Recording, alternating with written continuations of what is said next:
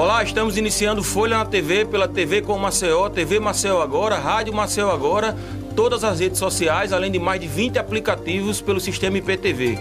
Esse programa é uma realização do jornal Folha de Alagoas, um público estimado de mais de 500 mil de pessoas. A nossa entrevistada de hoje é a pré-candidata a deputada federal, Heloísa Lena. Heloísa, seja bem-vinda. Muito obrigada. Primeiro, agradecer muito a vocês, a generosidade democrática do espaço, dizer que é uma honra estar aqui e muito obrigada. Estamos a 3 meses das eleições, Heloísa. Quais as principais dificuldades de ser candidata aqui em Alagoas?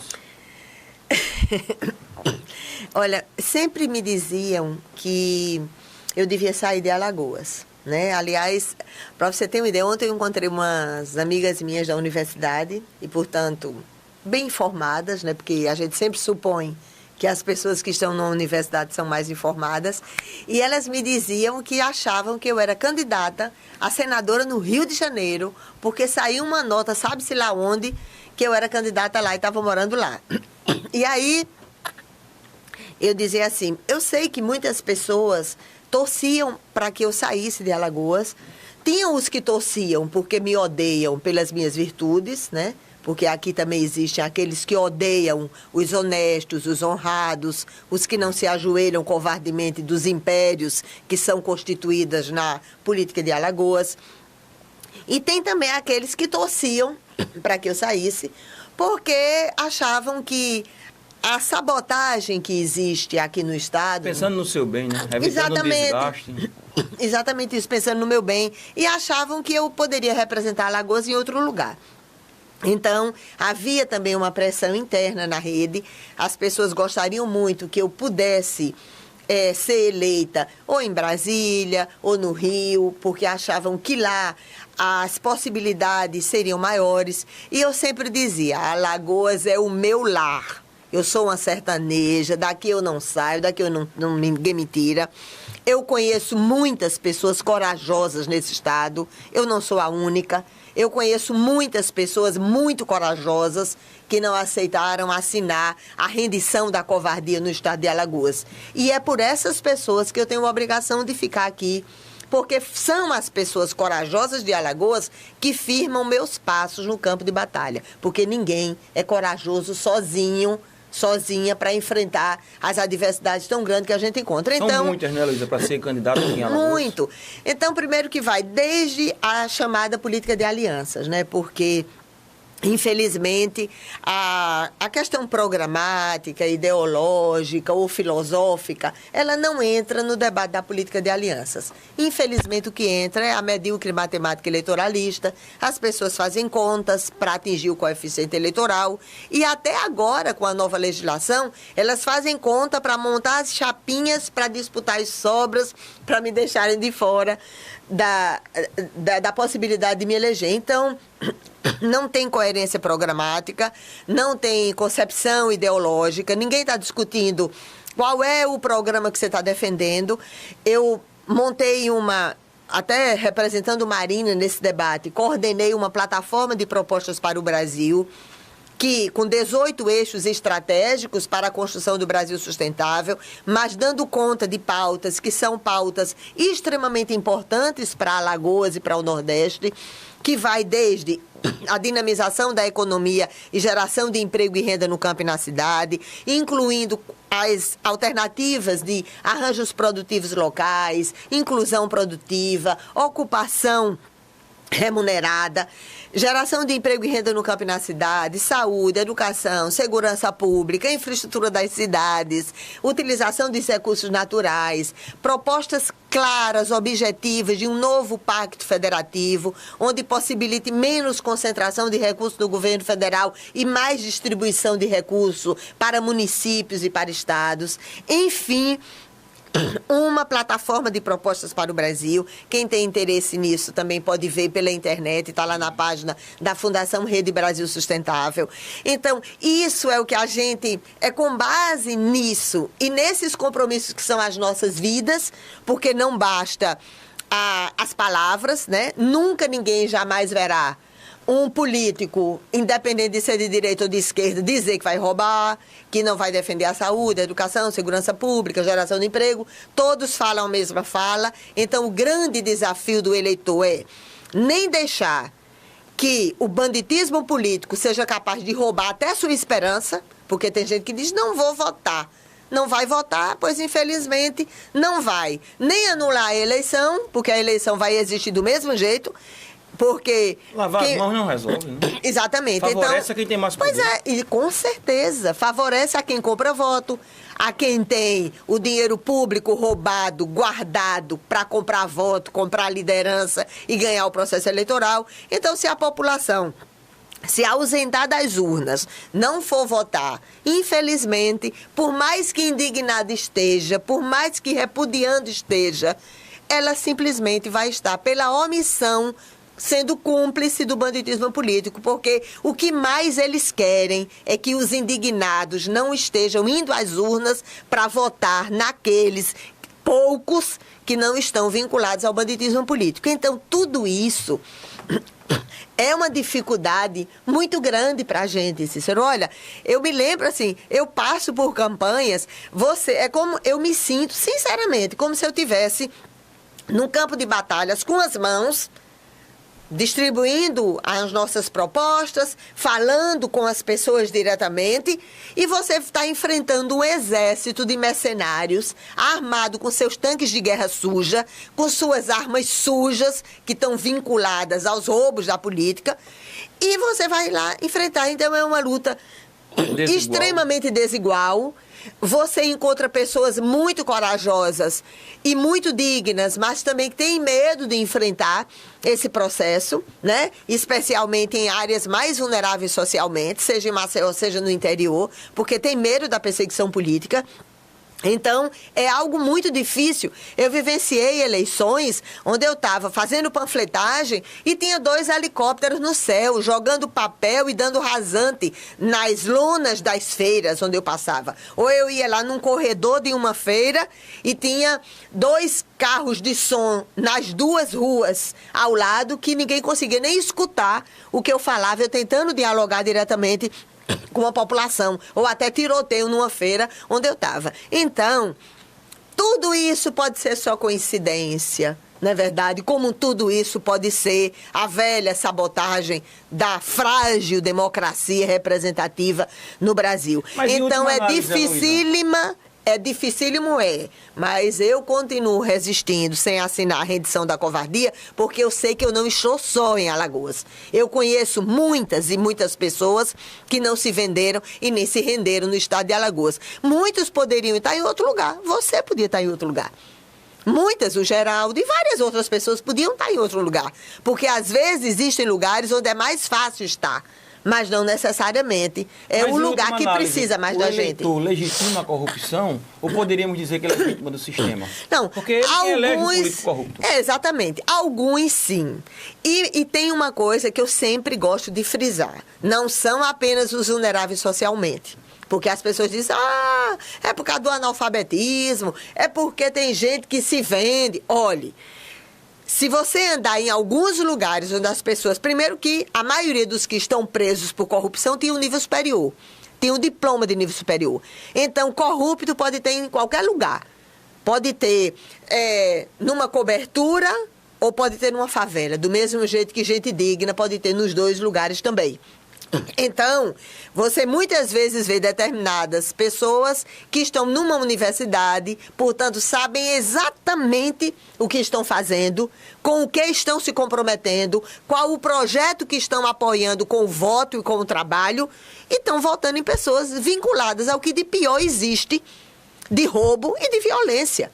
Então, não adianta dizer também que é assim, é o favelado. Não, do mesmo jeito que tem o pai e a mãe de família, ou o jovem que está lá, no auge da vulnerabilidade social, e não vende o voto. E está lá, de forma sábia, orientando muitas vezes aos seus filhos e à sua família a votar em pessoas dignas. Então, não adianta, você tem toda a razão quando você diz assim, olha, O sistema político está apodrecido quando as pessoas dizem, mas político ladrão, muito político. Eu digo, olha, tem político ladrão onde tem eleitor ou covarde ou igualmente corrupto. Porque nenhum desses políticos, por mais que eu tenha dúvida em relação às urnas eletrônicas, porque é normal que com todos os conhecimentos de tecnologia e informação as pessoas possam ter dúvidas em relação à manipulação das urnas, mas partindo do pressuposto que tem, mesmo assim, não seriam suficientes se mais pessoas tivessem a coragem que é necessária de fazer as melhores escolhas e não permitir que certos políticos vinculados ao banditismo, à irresponsabilidade, à insensibilidade, porque a pior coisa que existe é a naturalização do banditismo. Quando alguém diz, não, pode roubar, mas faz. O cara tá lá fazendo de conta que faz uma obra, come 40% de propina daquilo. E a população achar isso normal, a população tem que se perguntar, ora, o que é que podia ter sido feito em relação... Todo o dinheiro que foi para a corrupção. Exatamente, a infraestrutura da minha cidade, o calçamento da minha rua, a ciclovia, a estrada para escoamento de produto, os arranjos produtivos locais, o que podia ter sido feito na área da educação, da saúde, da segurança pública, os centros de música, cultura e esporte como prevenção de risco, a melhoria das condições de trabalho e do salário das polícias. Claro. Então, imagina o que podia ser feito com esse dinheiro roubado. Agora, se parte da população diz, não tem problema, eu estou lá com a etiqueta na testa dizendo qual é o preço, ou eu não me incomodo que eles estejam roubando e para mim deixa as migalhas, aí realmente Alagoas, é algo muito triste. Heloísa, Alagoas está reeditando o Maranhão dos Sarnês? Não tenho dúvida, não tenho dúvida. Infelizmente existe um conglomerado de forças políticas, né, tanto em Alagoas como no Brasil, e que foram altamente privilegiados pelos governos federais. Eu não estou dizendo que o governo federal deve perseguir ninguém, não. Eu acho que o governo federal deve tratar a todos, de direita ou de esquerda, na situação e na oposição, com o respeito que as populações das suas cidades e dos seus estados merecem. Agora, elevar a grandes patamares, isso realmente é muito grave. Então, infelizmente, os governos federais fizeram isso. 8 anos de Fernando Henrique, 13 anos da cúpula palaciana do PT, que trouxeram para si, para enaltecer, essas forças políticas. Então, desse jeito é fácil. É fácil ter emenda liberada, é fácil ter dinheiro das estatais, dos bancos públicos, é fácil, fazendo de conta que faz obras, porque os governos federais era quem liberavam essas obras. Então, impérios são constituídos pela omissão, não apenas dos eleitores, mas pela omissão das grandes estruturas governamentais e especialmente os governos federais. Quando os governos não teremos eleição, né? Será uma... mas quando... Então, quando os governos federais são capazes de fazer isso, ora... Quando o governo federal é capaz de dizer assim, a Heloísa está colocando um recurso para que ali no hospital universitário a gente tenha um grande hospital de urgência e emergência para que os pobres não precisem atravessar a Fernandes Lima e lotar o único hospital de urgência e emergência que seria o HGE. Então, mas não pode fazer, porque a Heloísa não é da turma da propina, não é da turma da safadeza, não é da turma que vai deixar que roubem direitos dos trabalhadores. Falta o agir republicano. Exatamente. Então, algo que é tão básico. É por isso que existem pessoas que começam a ficarem saudosistas de regimes de força, que não compreendem o que é o regime de força, porque todas as ditaduras ao longo da história da humanidade, de direita ou de esquerda, são burocracias corruptas, assassinas e totalitárias. Então, não é uma coisa qualquer. Então, essa metodologia, que de nada tem sequer de componente, como você corretamente disse, republicano, são essas que desestruturam mais ainda a já desmoralizada democracia representativa no Brasil. Falar em democracia... E vão tirando o ânimo da população em lutar por regimes que não sejam regimes de força. A corrupção atinge os 3 poderes. A clássica tripartição de Montesquieu, não passa, ao que parece, de uma ficção jurídica. Com certeza. Estão todos juntos e misturados. Com certeza. Um sistema político ruim favorece a corrupção. Órgãos de controle ineficientes. Qual a saída? Olha, eu digo sempre assim, quando as pessoas dizem assim, a gente, nessa plataforma de propostas para o Brasil, nós fizemos um debate, construímos um conjunto de informações para garantir mais transparência, fiscalização, monitoramento e controle da sociedade, além do que já existe hoje, que é como você disse, já existe um conjunto de leis, de normas técnicas, que não é cumprido. Mas não tem em nenhum lugar existe. Pelo contrário, na lei diz que dá cadeia, tráfico de influência, intermediação de interesses privados, exploração de prestígio. Então, já diz que dá cadeia. Por isso que quando dizem, vamos fazer uma reforma política, eu digo, olha, a roubalheira do Brasil não tem nada a ver com reforma política. A gente poder fazer uma reforma política que melhorasse o Brasil, que eu não acredito que vai ser feita. Mas o que existe hoje já diz que vai para a cadeia quem faz tráfico de influência, crimes contra a administração pública e vários outros setores.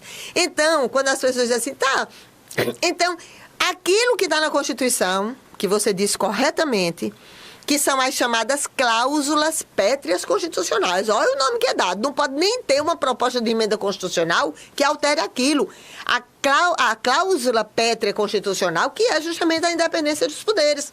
A independência entre os poderes, que já não existia na relação promíscua legislativo-executivo, porque não existia dizer assim, você não quer votar a reforma da Previdência, não? Eu nunca esqueço, na reforma da Previdência, que eu digo sempre, olha, os trabalhadores da segurança pública, policiais, professores, pessoal da saúde, só tem aposentadoria especial porque eu quase infarto naquele plenário para não roubarem as aposentadorias especiais que tinham dele, que não era privilégio, era aposentadoria especial pelas prerrogativas exclusivas que lhes são asseguradas e pela exaustão da força de trabalho, não apenas física, como emocional, que essas atividades tem uma condição possibilitam. Né? Claro, o trabalhador rural tem condição diferenciada, determinados trabalhadores da construção civil, pelo esgotamento físico que estabelece e emocional.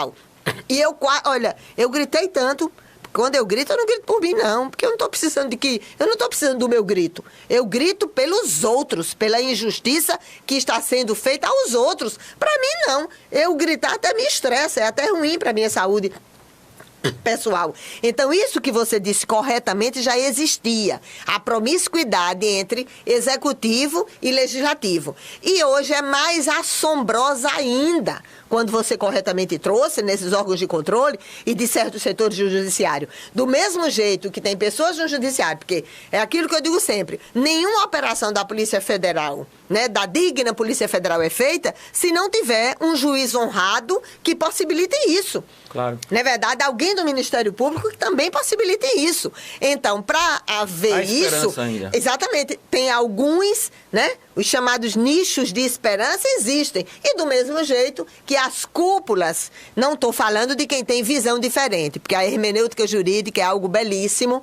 visões diferentes existem, interpretações distintas da mesma lei existe, e isso é até belíssimo de ver quando argumentos técnicos e filosóficos são estabelecidos e que levam a decisões diferentes. Mas a gente não está falando disso. A gente está falando de safadeza mesmo. De manobra. Exatamente, de manobras, de metodologias que desafiam a lógica formal e impedem isso, o que é cláusula pétrea constitucional. Então, na questão do executivo, nós estabelecemos uma plataforma que garante mais transparência, não apenas no executivo formal, mas nos bancos públicos, nas estatais também, e na relação com os estados e municípios, porque isso é de fundamental importância.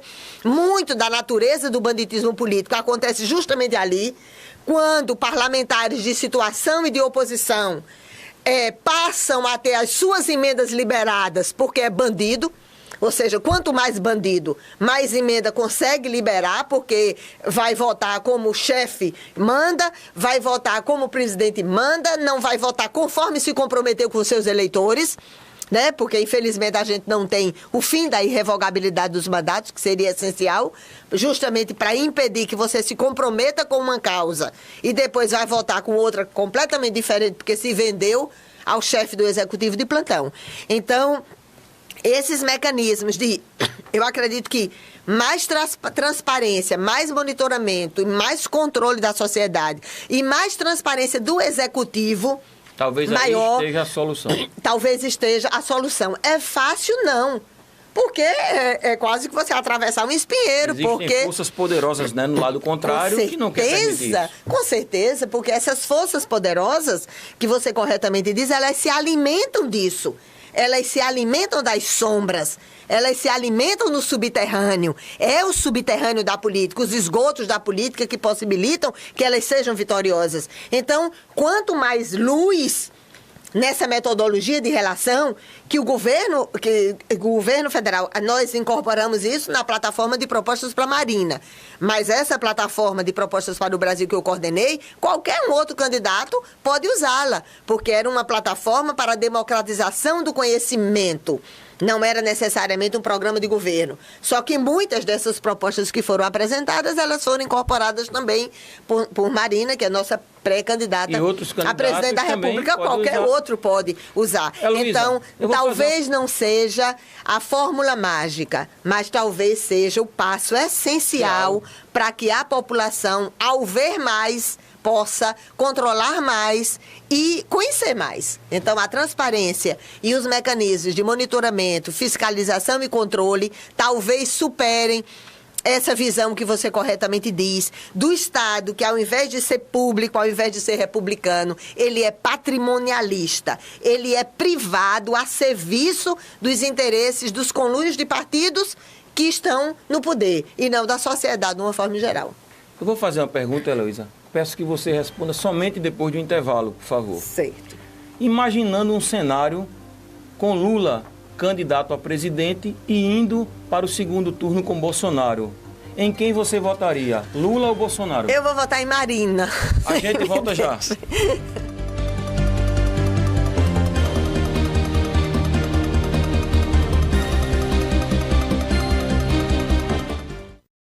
Tem coisa na vida que a gente nunca esquece, como aquele café quentinho pela manhã, o abraço apertado daquele velho amigo, o cuscuz maravilhoso que a gente sempre quer mais, aquele bolo quentinho e delicioso para comemorar a formatura da sua filha. É difícil esquecer desses bons momentos. Mais difícil ainda é esquecer os sabores que marcaram esses bons momentos. Coringa, forte como o povo nordestino. Água Mineral Verdes Mares, mais uma empresa do grupo do empresário Rafael Tenório.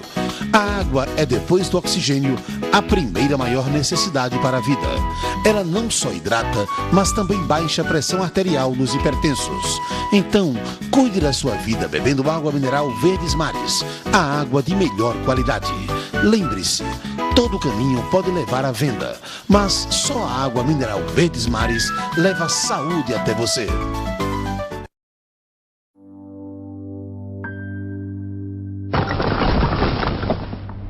Nenhuma criança está segura trabalhando. Muitas estão em condições próximas da escravidão. Não ajude a perpetuar o trabalho infantil, criando um ciclo vicioso da pobreza. Essa realidade precisa mudar. Nem a rua, nem o trabalho. Crianças devem brincar e estudar. Estamos de volta com Folha na TV, pela TV com Maceió, TV Maceió Agora, Rádio Maceió Agora, todas as redes sociais, além de mais de 20 aplicativos pelo sistema IPTV. Esse programa é uma realização do jornal Folha de Alagoas, um público estimado de mais de 500 mil de pessoas. E hoje temos como entrevistada a pré-candidata a deputada federal, Heloísa Helena. Heloísa, deixamos uma pergunta no ar antes do intervalo. Pergunta bem fácil que ele deixou.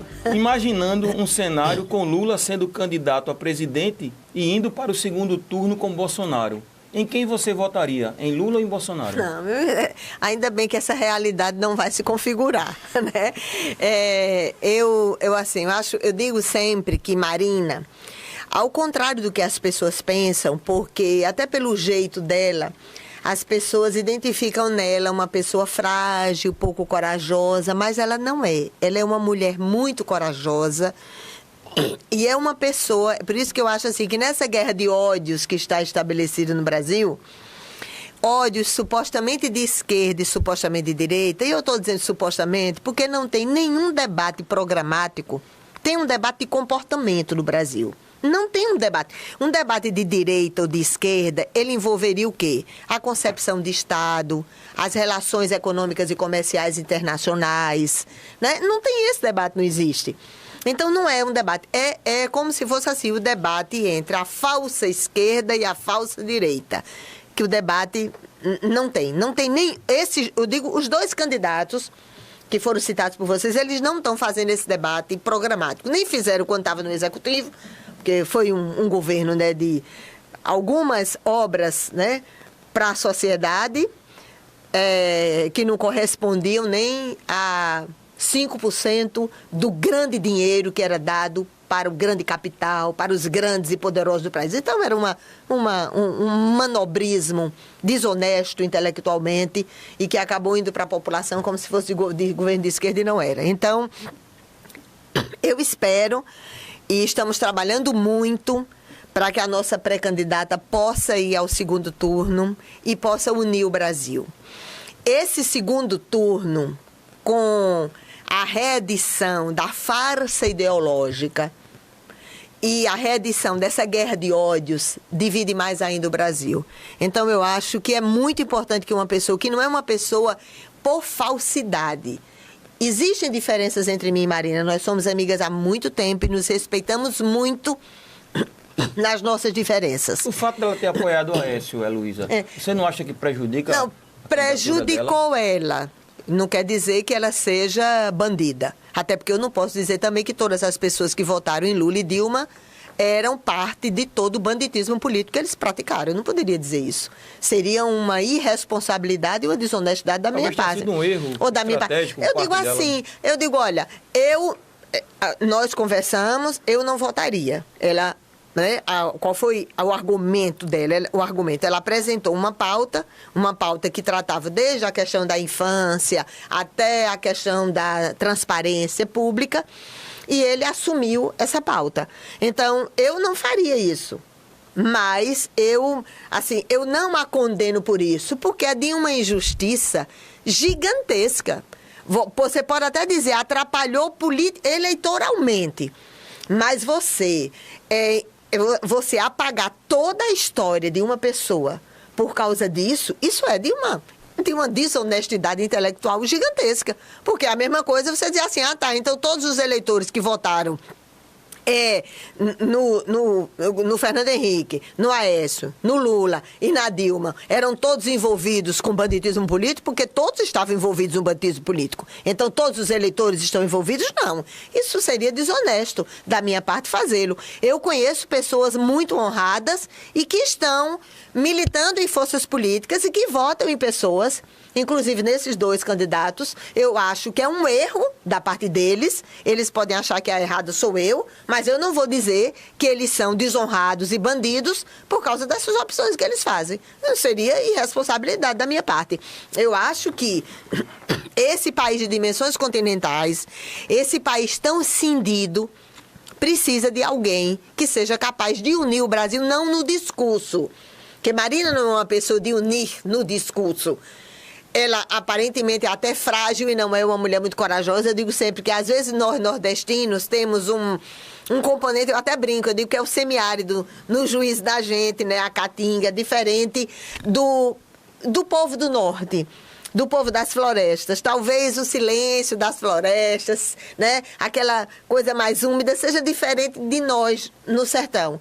Então, eu acho que o Brasil merece uma pessoa capaz de unir o Brasil, capaz de dialogar com o povo brasileiro, com as forças produtivas, com os movimentos sociais, sem estabelecer mais cisânia, sem estabelecer mais ódio, sem estabelecer mais polarização. Ninguém ganha então, com eu isso, acho... não é? Sim, exatamente isso. E ninguém ganha com isso. Então, eu acho que a continuidade dessa opção significa governar um país dividido. Então, é melhor que tenha uma pessoa com a capacidade de unir o Brasil, de dialogar com o Brasil, do que com candidatos que aumentem mais ainda a cisânia e a guerra de ódios, com todo o respeito que eu tenho que ter a todos os candidatos, mesmo os candidatos com os quais eu divijo e que eu estarei em qualquer ringue duelando com eles, independente de serem considerados de direita ou de esquerda,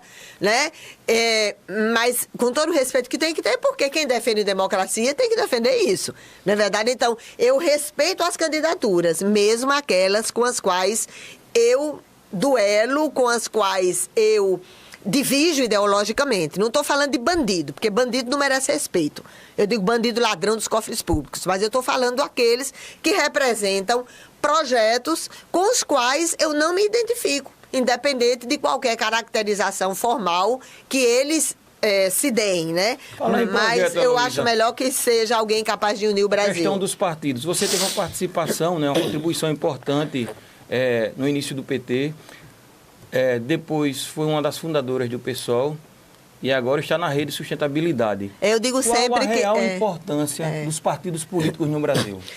Não, de fato, o conteúdo filosófico e programático de um partido, eu acho que ele é importante para aumentar a pluralidade social, embora a gente saiba que no Brasil não necessariamente as pessoas votam em partido. Parece que os partidos eles não se coadunam com os anseios da sociedade, eles não representam. É por isso que eu entendo que e eu defendi isso quando eu estava no Senado, nos debates sobre reforma política, não apenas eu, outras pessoas o faziam também, que sem nós tivéssemos... As siglas de aluguéis, né? Sim. Que a gente tivesse as chamadas vagas dos partidos e vagas da sociedade. Não estou falando de candidatura cívica, porque para candidatura cívica você tem que filiar um partido, então dá no mesmo. Você tem que filiar um partido e a cúpula do partido tem que autorizar que você seja candidato. Eu estou falando das listas da sociedade, sim. As chamadas listas da sociedade ou candidaturas avulsas, onde, se você é representação dos garis ou representação dos grandes empresários, que você possa estar nas instâncias de decisão política e nos espaços de poder.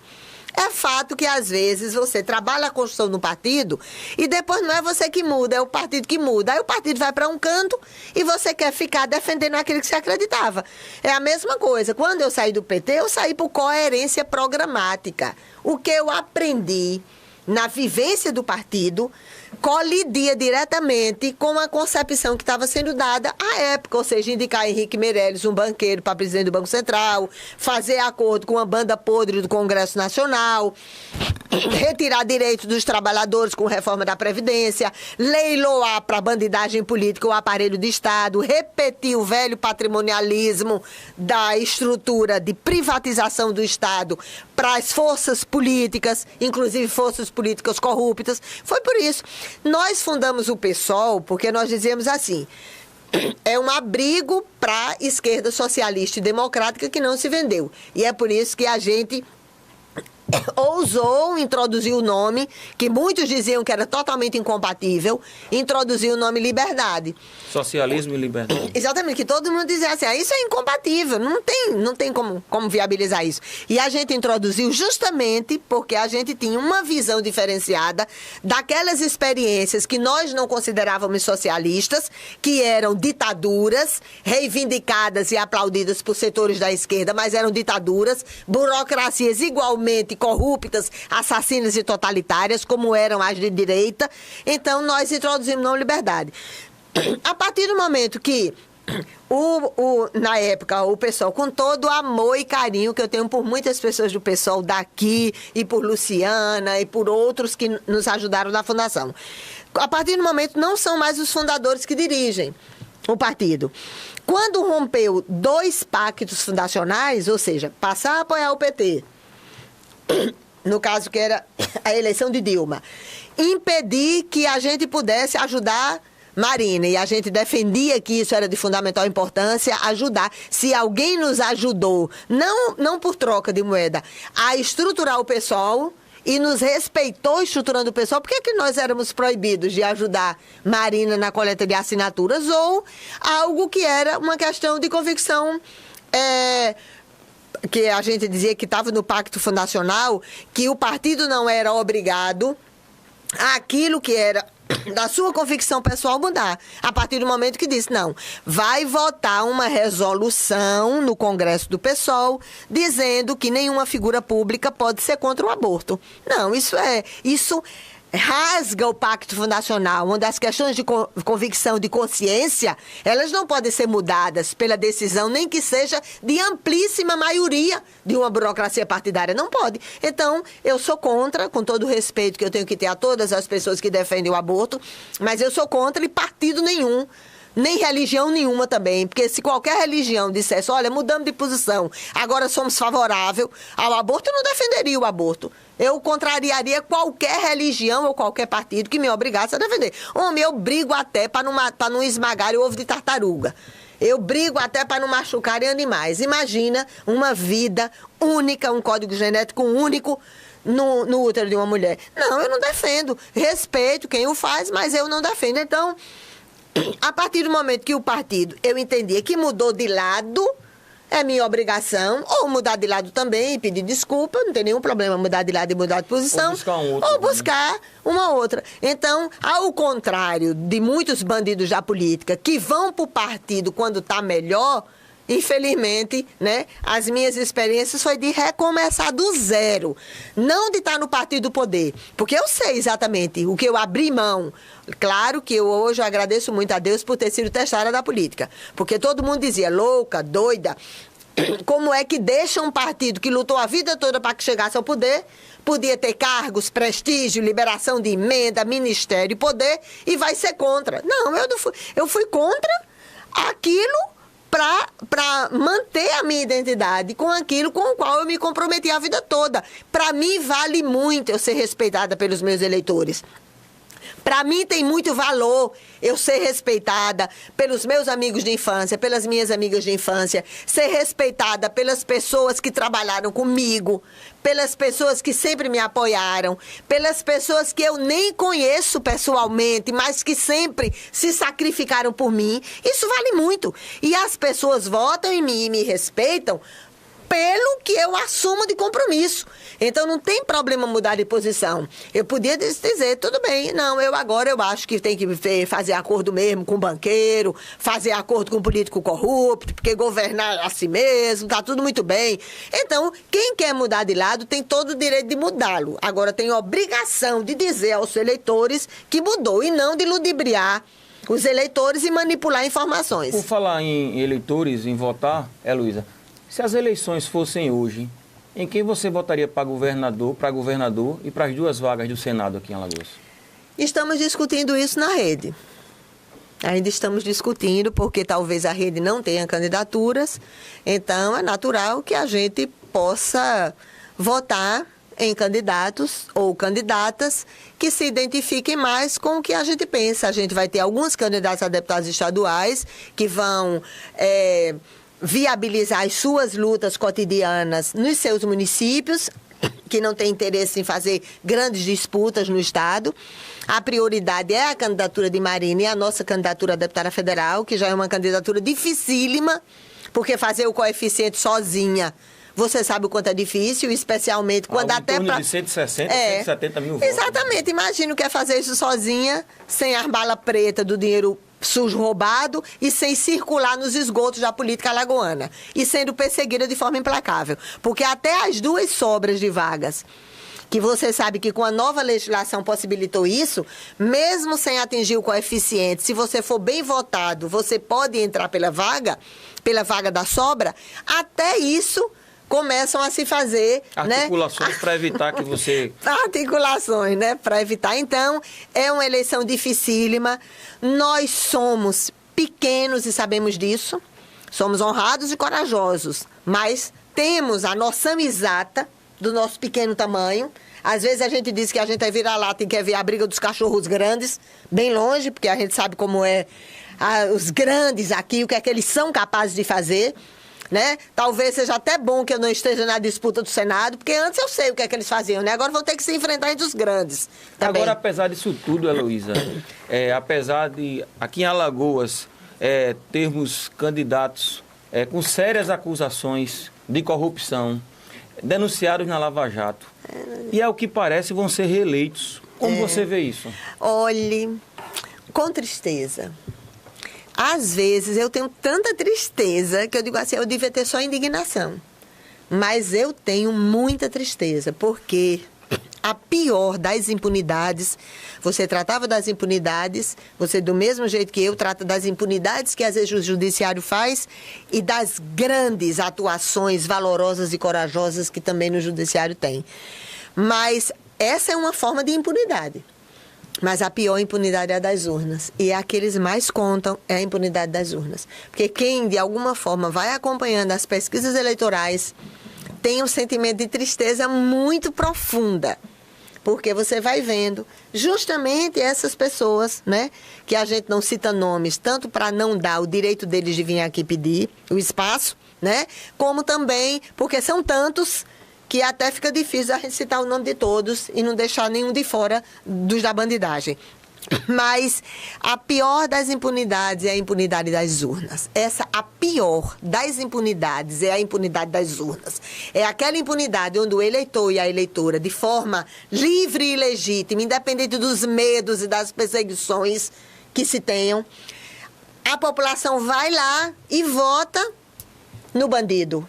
Garante a ele a impunidade, garante que ele vá lhe representar, conduzir o seu destino, conduzir, fazer a caminhada em seu nome e você deixa que ele vá. Sem a menor condição moral para isso. Pois é. Ou aquele que diz assim, não, eu não vou ficar 3 horas na fila para votar. Homem, se você acha que você é o único honrado, vá ser candidato.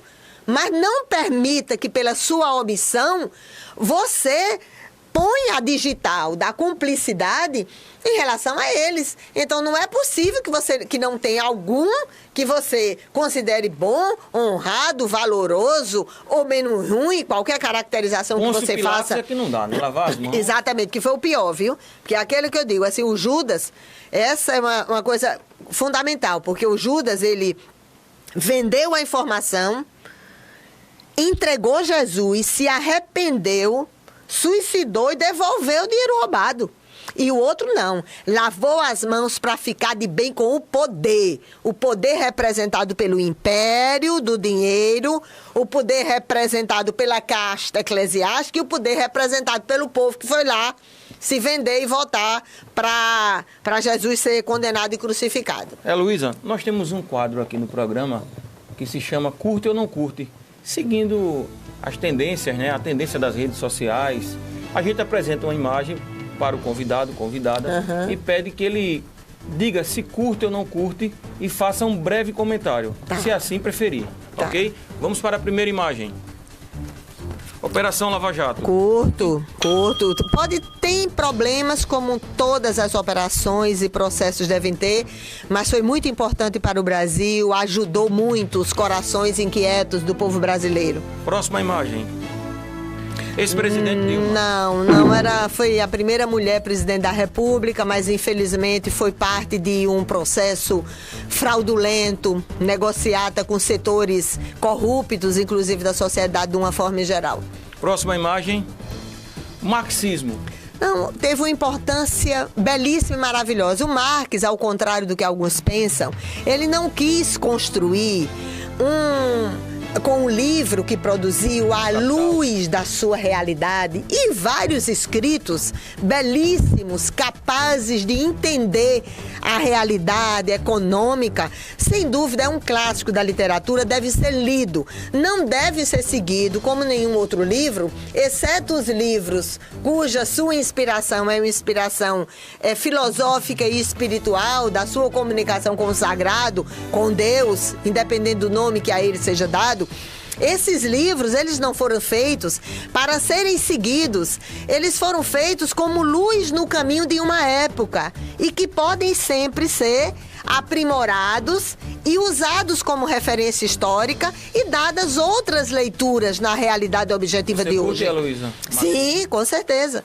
Próxima imagem. Eu curto o marxismo como concepção histórica de uma época. Não é uma bíblia que, para mim, eu monitore todos os meus passos com base nisso.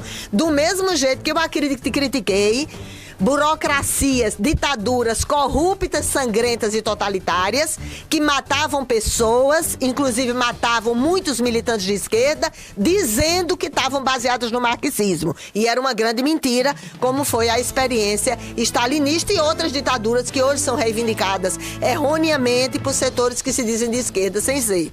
Claro. Próxima imagem.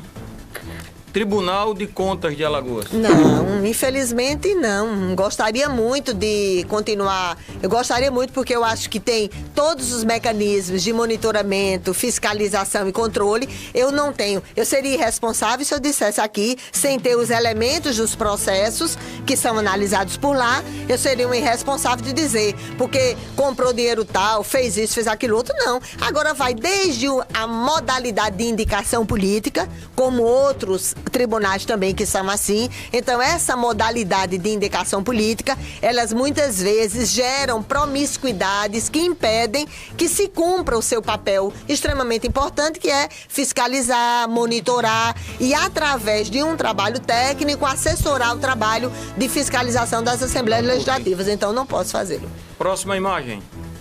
Senador Benedito de Lira.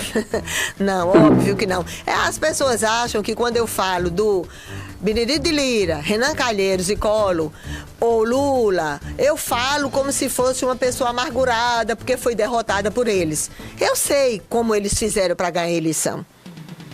Eu sei exatamente, todas as pessoas sabem a forma que eles fizeram para ganhar eleição. Então, eu não me sinto, eu fui vencida eleitoralmente por eles. Mas eles jamais me derrotarão, jamais. Porque me derrotar significa que eu fosse cúmplice deles, fosse do conluio deles, do bando deles, ou tivesse medo deles. E eu não tenho medo de nenhum deles. Então, estou entre aquelas que fui derrotada eleitoralmente. As pessoas não gostam quando eu uso essa palavra. Eu digo não, eu uso as palavras como elas são. Por vontade da maioria dos eleitores de Alagoas, eu fui derrotada eleitoralmente. Agora, pela vontade bela e legítima da minha coragem pessoal e da coragem gigantesca dos meus eleitores, das minhas eleitoras, eu jamais serei vencida por eles. Porque eu seria vencida por eles se eu estivesse no palanque deles, ajudando eles. Então, isso realmente eu não estou. Então, não significa de frustração, porque mulher é assim, né? Como tem muito de machismo, né, na sociedade, é assim. Se uma mulher é corajosa, ela é louca, histérica, maritaca, né? Agora, o homem não. Se ele falar mais alto, ele é corajoso, né? Então, a minha coragem ninguém tira. Eu sei exatamente quando falam de fake news, hoje, Marina vivenciou isso na campanha, eu vivenciei na campanha aqui, onde o que é um atributo fundamental, onde ser honesta, corajosa, honrada, vira o quê? Um atributo desprezível que possibilita que seja caracterizada e perca eleição. Eu sei que não só foi isso que perdeu a eleição, porque eu sei como é que o dinheiro público roubado conseguiu viabilizar a vitória dessas figuras políticas, né? Heloísa, estamos chegando ao final da nossa entrevista. Quero dizer que foi um prazer tê-lo aqui. Desde já reiterar o convite para que a gente possa ter outras oportunidades. É sempre muito bom pessoas como você falar para a sociedade. E pessoas corajosas como você e como vocês que possibilitam que a gente esteja aqui. Então, eu só tenho a agradecer. Então, deixa um espaço para que você faça suas considerações finais, por favor. Olha, diziam... Eu sempre uso, né, uma frase do Agostinho, Santo Agostinho, né, para os católicos. O Santo Agostinho dizia assim: a esperança tem duas filhinhas lindas, a indignação e a coragem. A indignação de não aceitarem as coisas como estão e a coragem para lutar e transformá-las. Então, eu espero que o banditismo político não seja tão forte no estado de Alagoas ao ponto de roubar até a esperança do povo alagoano. E eu espero que o banditismo não seja tão forte no Brasil ao ponto de roubar até a esperança do nosso povo em fazer desse país maravilhoso uma pátria, uma verdadeira pátria, mãe, soberana, justa, igualitária e fraterna, que ainda não é. Mas que se o povo tiver força e coragem, um dia será. E que a nossa Alagoas seja, né, a Alagoas da ética, da justiça social, a Alagoas que não existem impérios perseguindo as minorias políticas. Então, tomara que isso dê certo. Então, que o povo de Alagoas não permita que roubem até a sua esperança, a esperança de Santo Agostinho, que era a indignação de não aceitar as coisas como estão e a coragem para transformá-las. Então, pelo amor de Deus, não digam assim: eu não vou ficar 2 horas numa fila, 3 horas numa fila, porque a máquina vai quebrar e eu não vou lá voltar. Não faça isso, porque se você fizer isso, infelizmente, e eu digo infelizmente, porque o melhor mesmo era se a gente tivesse num modelo de sociedade que não precisasse nem de ter urna e as pessoas não precisassem nem votar. Mas eu espero mesmo que as pessoas olhem esse momento, né? Vejam a precariedade na saúde, na educação, na segurança pública, a violência levando meninas e meninos como mão de obra escrava do narcotráfico como último refúgio, o desemprego tirando o encanto de famílias inteiras. Olhem para a sua vida, não apenas para a sua vida pessoal. Olhem para a vida de Alagoas e realmente pensem, olha, tem coisas que são feitas, a gente tem que aplaudir, tem, independente do governo que esteja estabelecendo. E existem outras coisas que precisam ser mudadas, então que a gente seja capaz de se renovar em esperança, renascer em esperança e ajudar a mudar Alagoas e o Brasil. Obrigado, Heloísa. Obrigado a você pela audiência. Espero que a gente possa se encontrar numa próxima oportunidade. Folha na TV, nosso compromisso é com a verdade.